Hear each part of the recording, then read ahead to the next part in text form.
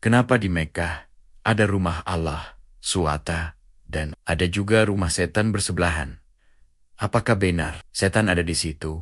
Atau apakah cuma simbolik? Jika cuma simbolik, berarti rumah Allah juga merupakan simbol.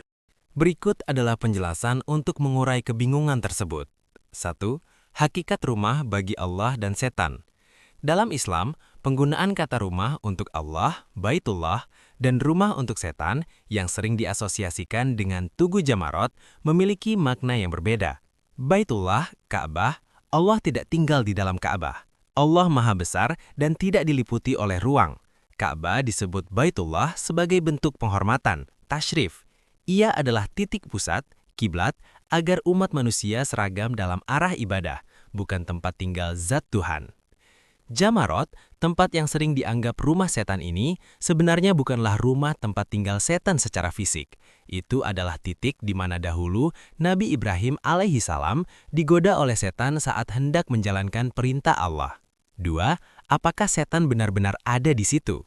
Secara akidah Islam, setan adalah makhluk gaib yang bisa ada di mana saja.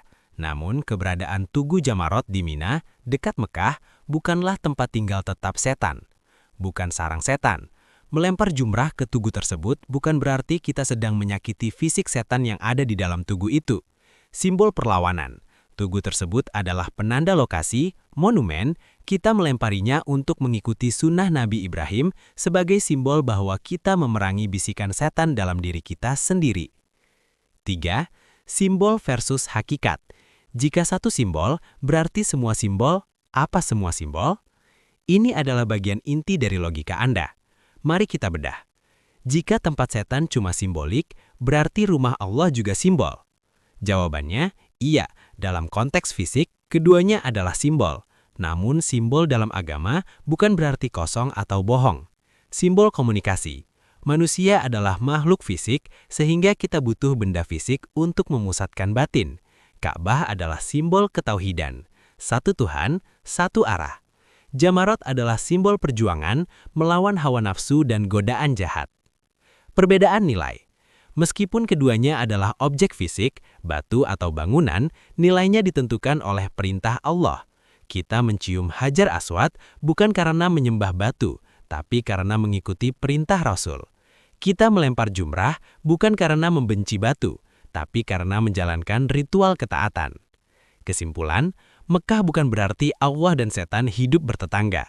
Mekah adalah sebuah panggung sejarah. Ka'bah melambangkan kemenangan iman dan ketaatan. Jamarat melambangkan pengusiran ego dan godaan jahat. Keberadaan simbol setan di dekat pusat ibadah justru merupakan pengingat bahwa dimanapun ada ketaatan, di situ pula godaan akan selalu mencoba mendekat.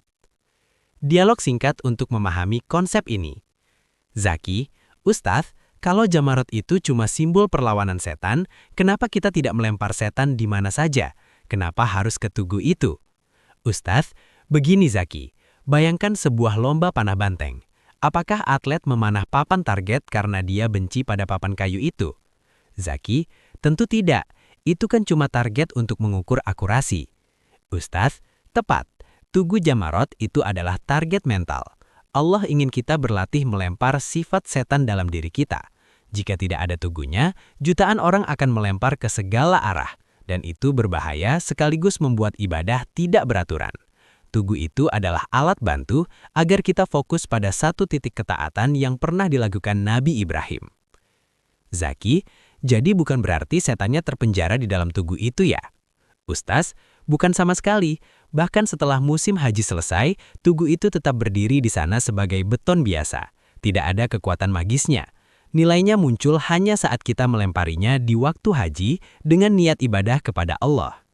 Di lokasi tugu, secara fisik. Jika pertanyaannya adalah, apakah ada setan yang bersembunyi atau tinggal di dalam beton tugu Jamarot itu? Jawabannya betul, setan tidak ada di situ. Tugu itu murni benda mati hasil konstruksi manusia, beton dan semen. Tidak ada setan yang terperangkap di dalamnya, dan melempar batu ke sana tidak membuat setan secara fisik benjol atau terluka.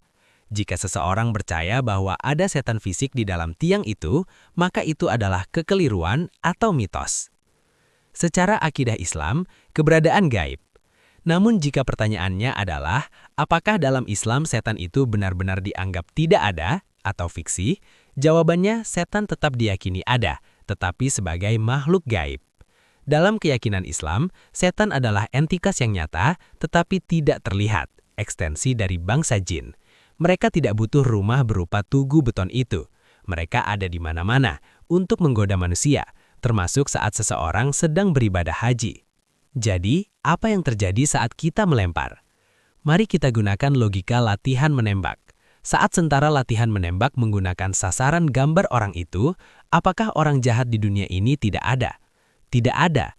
Lalu kenapa menembak kertas? Untuk melatih ketangkasan dan mental agar saat bertemu penjahat sungguhan, si tentara sudah siap. Sama halnya dengan jumrah. Tugunya hanyalah kertas sasaran, simbol. Setan aslinya ada di dalam bisikan hati, ego, dan sifat buruk manusia.